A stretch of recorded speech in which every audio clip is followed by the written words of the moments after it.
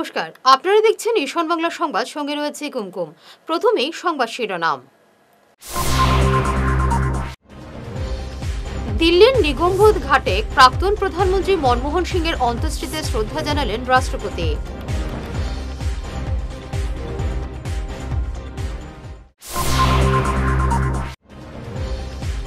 Drugs পাচারে অভিযুক্তকে বাঁচাতে ৩ লক্ষ টাকা নেওয়ার অভিযোগে লক্ষ্মীপুর আদালতের কর্মী গ্রেফতার।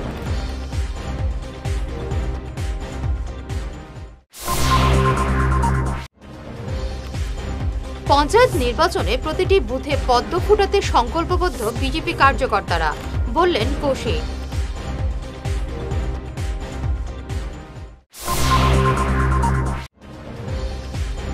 কাঠিগড়ায় সেতুর রেলিং ভেঙে নদীতে মরণঝাঁপ 12 চাকার লরির, গুরুতর আহত চালক।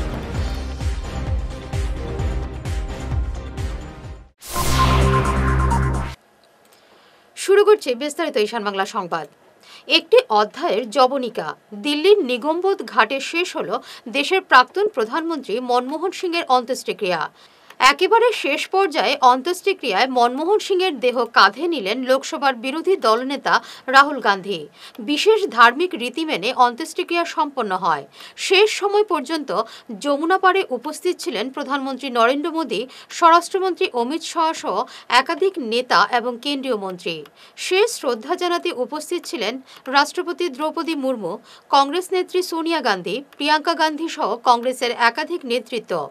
একাধিক দেশের রাষ্ট্রপ্রধানরাও উপস্থিত ছিলেন শেষকৃত্যে। মাদক পাচার মামলায় অভিযুক্তকে বাঁচাবার প্রতিশ্রুতি দিয়ে আর্থিক প্রতারণার অভিযোগে গ্রেফতার হলেন লক্ষ্মীপুর আদালতের এক কর্মচারী। ধৃতের নাম নাহারুল ইসলাম চৌধুরী। শিলচর মধুরবন এলাকায় তার বাড়ি থেকে পুলিশ তাকে গ্রেফতার করেছে। বিশেষ আদালতে পেশ করার জন্য তাকে নিয়ে যাওয়া হবে গুয়াহাটি। মাদক পাচার মামলায় অভিযুক্তকে অব্যাহতি দেওয়ার প্রতিশ্রুতি নিয়ে ৩ লক্ষ টাকা নিয়েছিলেন নাহারুল। পঞ্চায়েত নির্বাচনে প্রতিটি বুথে পদ্ম ফুটাতে সংকল্পবদ্ধ বিজেপি কার্যকর্তারা। আজ ফেসবুক পোস্টে এমনই দাবি করেছেন মন্ত্রী কৌশিক রায়। পঞ্চায়েত নির্বাচনকে সামনে রেখে শনিবার কাছাড় জেলা বিজেপি কার্যালয়ে এক সাংগঠনিক সভা অনুষ্ঠিত হয়। সভায় ছবি ফেসবুকে পোস্ট করে কৌশিক লিখেছেন, মুখ্যমন্ত্রী হিমন্ত বিশ্ব শর্মার বিকাশের গতি অব্যাহত রাখতে পঞ্চায়েত নির্বাচনে প্রতিটি বুথে পদ্ম ফুটাতে সংকল্পবদ্ধ বিজেপি কার্যকর্তারা। সভায় অন্যান্যদের মধ্যে উপস্থিত ছিলেন জেলা বিজেপি সভাপতি বিমলেন্দু রায়, মন্ত্রী কৃষ্ণেন্দু পাল, বিধায়ক মিহিরকান্তি সোম, দীপায়ন চক্রবর্তী, নিহার রঞ্জন দাস, রাজ্য সম্পাদক কনাদ পুরকাস্ত সহ রাজ্য এবং জেলা স্তরের কর্মকর্তারা। কাঠিগড়ায় ভয়ঙ্কর দুর্ঘটনা। সেতুর রেলিং ভেঙে নদীতে মরণঝাঁপ 12 চাকার একটি লরির। প্রায় 1.5 ঘন্টা লরির ভেতর আটকে থাকার পর উদ্ধার করা হয় চালককে। গুরুতর আহত অবস্থায় তাকে পাঠানো হয় হাসপাতালে। ঘটনাটি সংঘটিত হয়েছে গতকাল রাতে। বদরপুর থেকে কাঠিগড়া যাওয়ার পথে মদুয়া সেতুর রেলিং ভেঙে লরিটি নদীতে পড়ে। চালক সন্তোষ কুমার বিহারের বাসিন্দা। তার অবস্থা গুরুতর। ঘটনার সঙ্গে সঙ্গে স্থানীয়রা ছুটে এসে উদ্ধার কাজে হাত লাগান। অনেক কসরত করে প্রায় 1.5 ঘন্টা পর চালককে লরির ভেতর থেকে উদ্ধার করা হয়। ক্রেন লাগিয়ে দুর্ঘটনাগ্রস্ত গাড়িটি উদ্ধার করে চালককে বের করা হয়। রেলিং ভাঙিয়া গাড়িটা নিচে পড়ে গেছে। এখন মানুষটা উদ্ধার করিয়া প্রায় 10-15 মিনিট লাগছে। হাইড্রা গাড়িটা আইতে সময় একটু সময় লাগছে, ধরেন আইতে আবার পরে রিকভারি করিয়া আইতে আমরা হসপিটালে পাঠাই দিচ্ছি। এখন মানুষটা সুস্থ আছে, মোটামুটি কথা হইতে পারে, কোনো অসুবিধা নেই। জায়গাটার নাম হলো মধুয়া, হয়নি মধুয়া কালী মন্দির না, এটা কালী মন্দিরের পাশে। এটা কি ব্রিজ? এটা মধুয়া ব্রিজ। ব্রিজের রেলিং ভাঙিয়া নদীতে গেছে। বদরপুর থেকে কালাইনগরকে যাওয়ার সময় একটি 12 চাকার গাড়ি মধুয়া ব্রিজের সম্মুখে, কালীবাড়ির সম্মুখে রেলিং ভেঙে নদীতে পড়ে যায়। এতে গাড়ির ভিতরে একজন লোক আহত অবস্থায় উদ্ধার করা হয়েছে। অ্যাক্সিডেন্টের সময়টা হলো আনুমানিক রাত্রি 8 ঘটিকা হবে। তারপর পুলিশ এসে এবং অ্যাম্বুলেন্সের মাধ্যমে পুলিশ তাকে উদ্ধার করে ক্রেন লাগিয়ে এই আহত ব্যক্তিকে উদ্ধার করে মেডিকেল কলেজের উদ্দেশ্যে প্রেরণ করে। অরুণোদয় প্রকল্পের সুবিধাপ্রাপক চয়নে ব্যাপক অনিয়মের অভিযোগ উঠেছে হাইলাকান্দির কাঞ্চনপুর জিপিতে। কাঞ্চনপুর আঞ্চলিক যুব কংগ্রেস কমিটি অভিযোগ করে বলেছে, প্রকৃত সুবিধাপ্রাপকদের বঞ্চিত করে বিত্তবানদের বাছাই করা হচ্ছে এই প্রকল্পের সুবিধে পাইয়ে দিতে। তারা এ ব্যাপারে প্রশাসনের হস্তক্ষেপ দাবি করেছেন। এমন স্বজনপোষণ নীতি বন্ধ না হলে তারা জেলা জুড়ে আন্দোলনের হুমকি দিয়েছেন।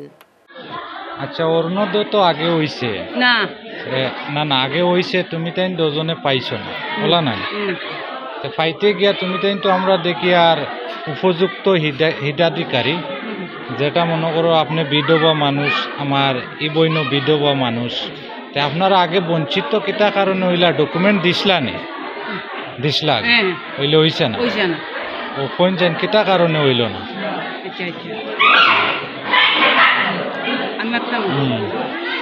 হ্যালো ওলা আমরা তো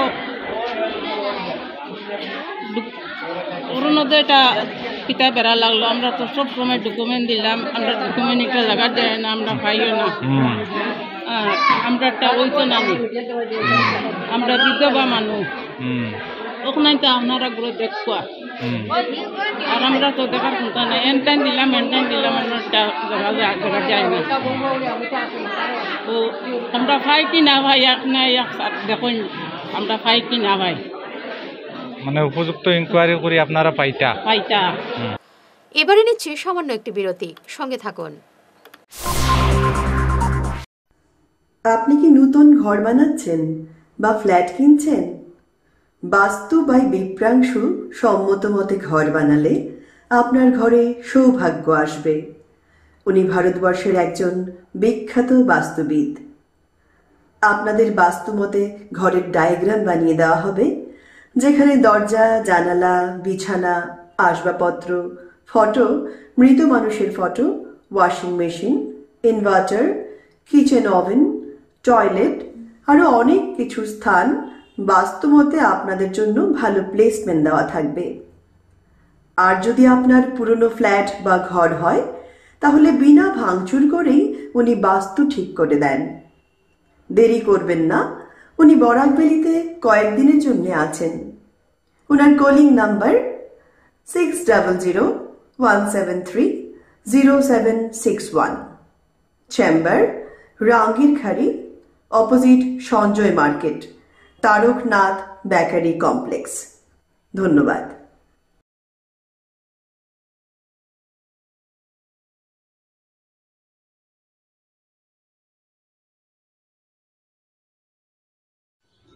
এনার্জি হিলিং সেন্টারে আসুন। এখানে steam bath, neuro massage, immersion bath, acupressure, digital magnetotherapy, infrared, spiral rolling neuro massage, acupressure, acupuncture, shirodhara, yoga, physiotherapy এবং কাইরোপ্র্যাকটিক বোন সেটিং এর দ্বারা জয়েন্ট পেইন, মেরুদণ্ডের পীড়া, নার্ভের রোগ, কিডনি রোগ, সাইটিকা, স্পন্ডিলাইটিস, কোমরের ব্যথা, প্যারালাইসিস, ব্লাড প্রেশার, ডায়াবেটিস, স্ত্রীরোগ, পুরুষত্বহীন, অনিদ্রা, পেটের রোগ ইত্যাদির চিকিৎসা করা হয়। এছাড়া যে কোনো ব্যক্তি প্রাকৃতিক চিকিৎসার মাধ্যমে শরীরে দীর্ঘদিনের জমিয়ে থাকা টক্সিনগুলোকে বের করার জন্য স্টিম বাথ নিতে পারেন। যোগাযোগ করুন energy healing centre, Rangpur part 2, Lakshmipur road, city chamber, first floor, Ismail market, central road, Silchar 1। Mobile number 9395732456, 9435070286 এবং 03842223183। অগ্রিম বুকিং প্রয়োজন।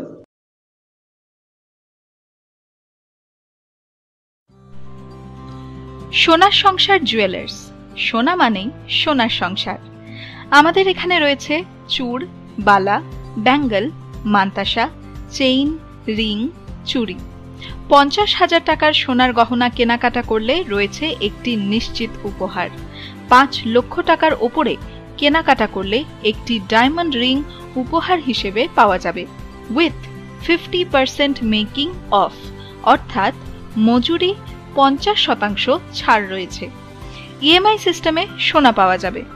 মাসিক কিস্তিতে সোনা কিনতে পাওয়া যাবে। 12 মাসের কিস্তি জমা দিলে 13 মাসের কিস্তি সম্পূর্ণ বিনামূল্যে। পুরনো সোনার বদলে নতুন সোনার গহনা পাওয়া যাবে। এছাড়াও আমাদের মধ্যে রয়েছে ডায়মন্ড রিং, গলার হার, মঙ্গলসূত্র। ন্যূনতম 50,000 টাকার বিয়ের সেট পাওয়া যায়। সব ধরনের আধুনিক গহনা পাওয়া যায়। তাই আর দেরি না করে চলে আসুন আমাদের সোনা সংসার জুয়েলার্স শোরুমে। আমাদের ঠিকানা NN দত্ত রোড, শিলচর 1। যোগাযোগের জন্য ল্যান্ডলাইন নাম্বার 038422600081, আমাদের মোবাইল নম্বর 9395163088 অথবা 9395178117। ফিরে এলাম বিরতির পর।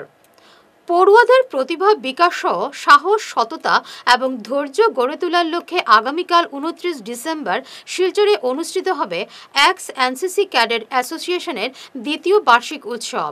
গতকাল এক সাংবাদিক সম্মেলনে এ ব্যাপারে বিস্তারিত তুলে ধরেন অ্যাসোসিয়েশনের কর্মকর্তারা। সাংবাদিক সম্মেলনে উপস্থিত ছিলেন অ্যাসোসিয়েশনের সহ সভানেত্রী মুনমুন ভট্টাচার্য, সম্পাদিকা মামুনিচন্দ্র দাস, মিডিয়া ইনচার্জ পায়েল চক্রবর্তী প্রমুখ। আমাদের কালচারাল প্রোগ্রাম হতে যাচ্ছে, রাইজিং ডে হতে যাচ্ছে, সেকেন্ড রাইজিং ডে এটা আমাদের। তো লাস্ট ইয়ার আমরা করেছিলাম রাইজিং ডে, এবছর আমরা আবার রাইজিং ডে করছি। আর আমাদের হলো অ্যাকচুয়ালি স্টুডেন্ট আপলিফটমেন্টের জন্য আমরা ম্যাক্সিমাম কাজ করি। 5 বছর ধরে আমরা কাজ করে যাচ্ছি অর্গানাইজেশনে। আর আমরা 2 বছর ধরে আমরা প্রোগ্রামটা করি। আমাদের অনুষ্ঠানের এইমস হলো যে আমরা চাই স্টুডেন্টসদের প্রতিভা বিকাশ যাতে হয়। বিভিন্ন ধরনের প্রোগ্রাম করি আমরা। যেরকম এটা আমাদের গত বছর যে প্রোগ্রামটা হয়েছিল সেটাতে 14টা স্কুল এসেছিল। এই বছর আমাদের প্রায় ধরুন 20টা স্কুল আসছে।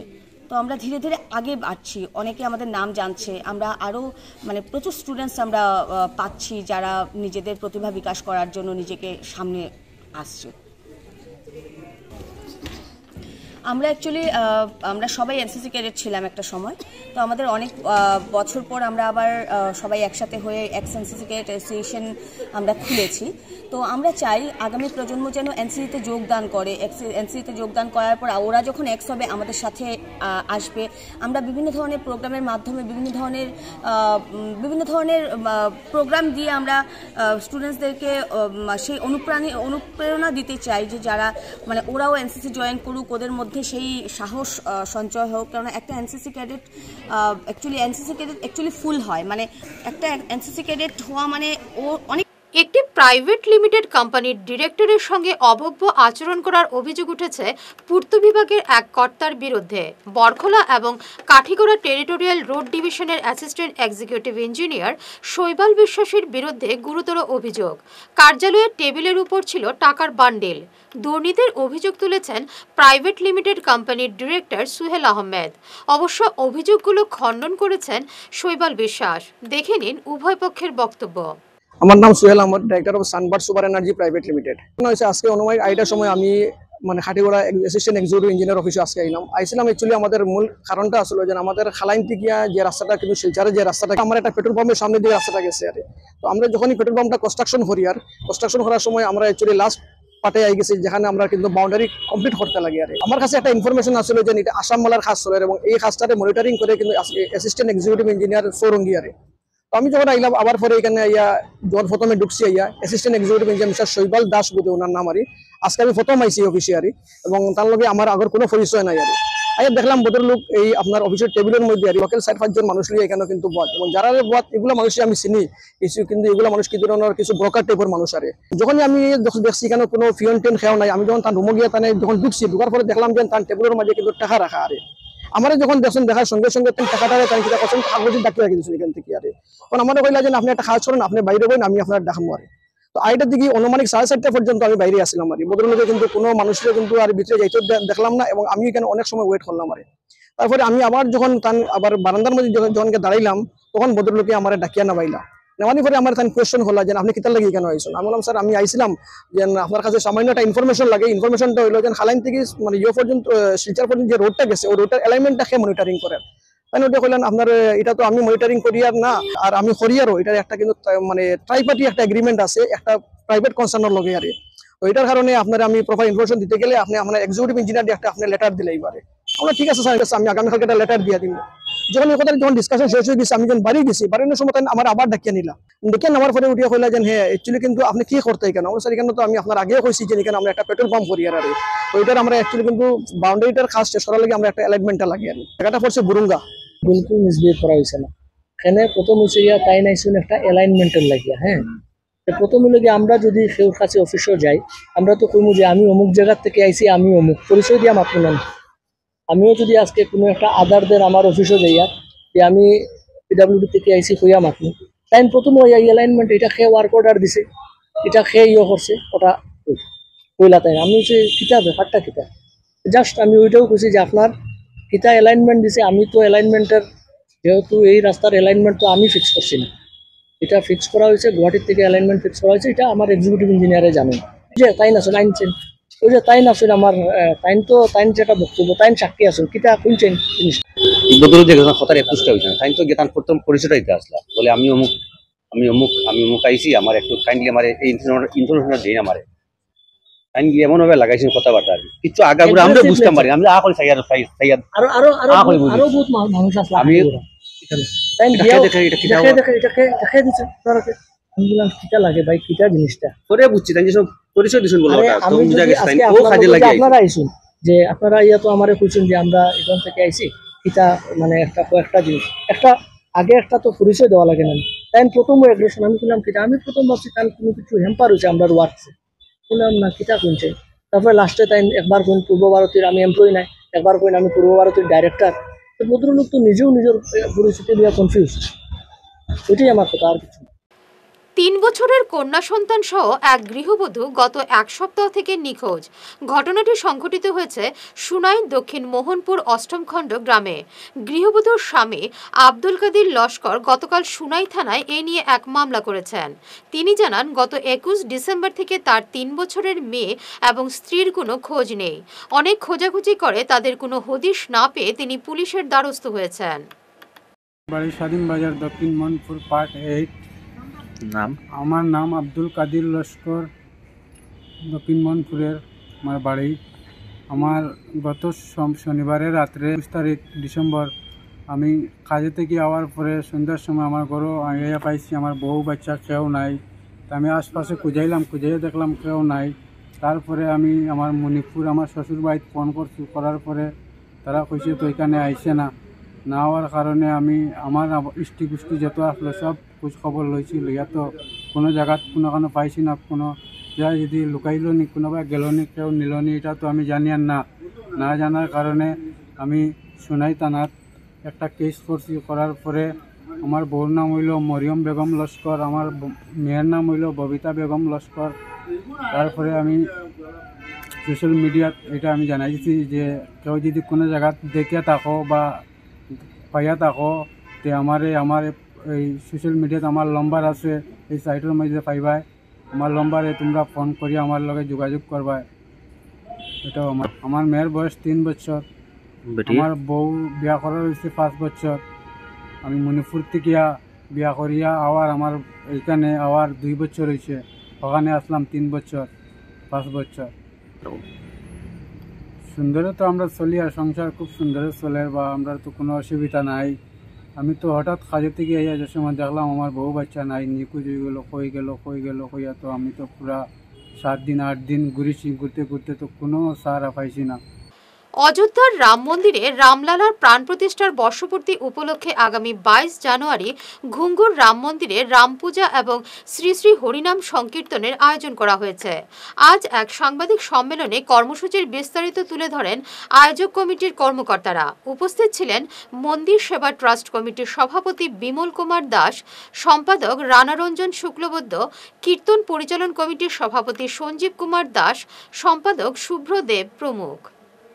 ঘুঙ্গুর রাম মন্দির এটা অনেক পুরাতন রাম মন্দির, যেটা মনে করেন আমাদের এই আমাদের জানা শিলচর বা বরাকবেলিতে রাম মন্দির হিসাবে অনেক পুরনো, যেটা স্থাপিত 1952-তে। এখানে সিআরপিএফ ক্যাম্প ছিল, তো সিআরপিএফ জওয়ানদের দ্বারা এটা নির্মিত হয়েছে। তো পরবর্তীতে এটা কমিটির মারফত নানান ডেভেলপমেন্ট কাজও করা হয়েছে। এখানে আমাদের একটা ধর্মশালা নির্মাণ করা হয়েছে, যে ধর্মশালাতে মেডিকেলে যারা আসেন রোগী নিয়ে, আমাদের সনাতনী যে ভাই বোনরা বা মাতা পিতারা যারাই আসেন এখানে একদম সুলভ মূল্যে থাকার একটা সুবন্দোবস্ত করা আছে। এছাড়া আমাদের মন্দিরে বৈষ্ণব সেবা, অন্নপ্রাশন, লগুন এই ধরনের অনুষ্ঠানাদি করারও একটা সুবন্দোবস্ত আছে।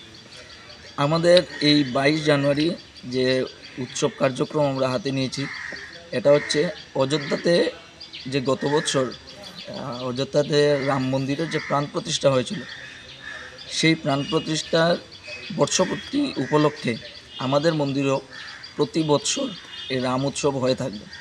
এইবার এই রাম উৎসবের সঙ্গে আমরা অষ্টপ্রহর হরিনাম যজ্ঞের একটা আয়োজন করেছি, যেটা আগামী দিনেও আমরা সম্ভবত করে যাব।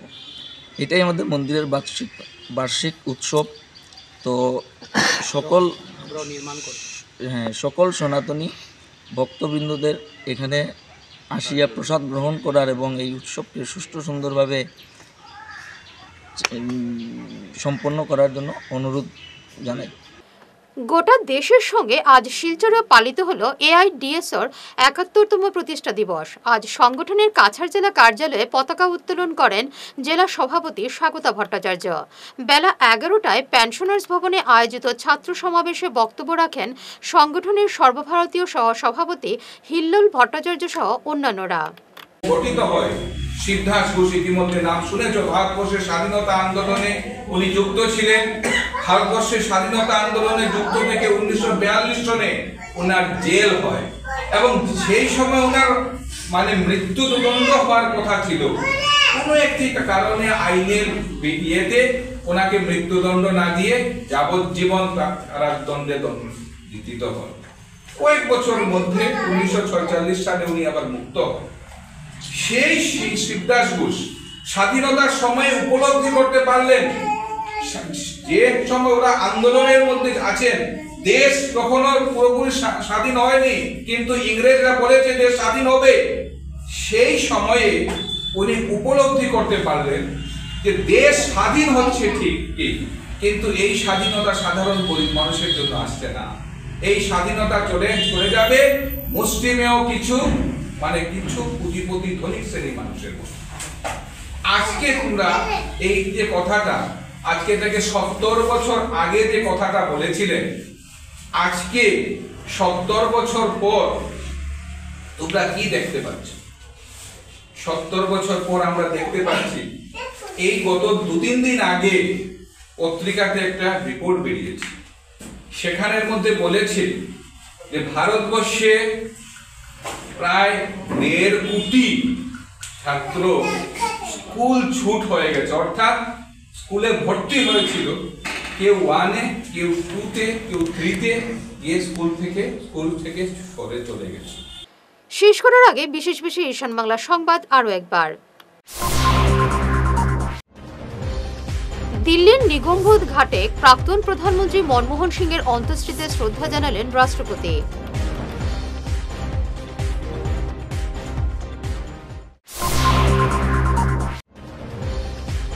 ড্রাগস পাচারে অভিযুক্তকে বাঁচাতে 3 লক্ষ টাকা নেওয়ার অভিযোগে লক্ষ্মীপুর আদালতের কর্মী গ্রেফতার।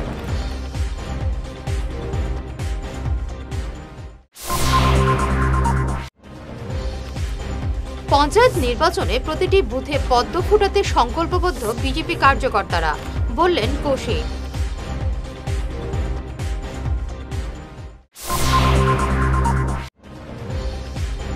কাঠিগড়ায় সেতুর রেলিং ভেঙে নদীতে মরণঝাঁপ 12 চাকার লরির, গুরুতর আহত চালক।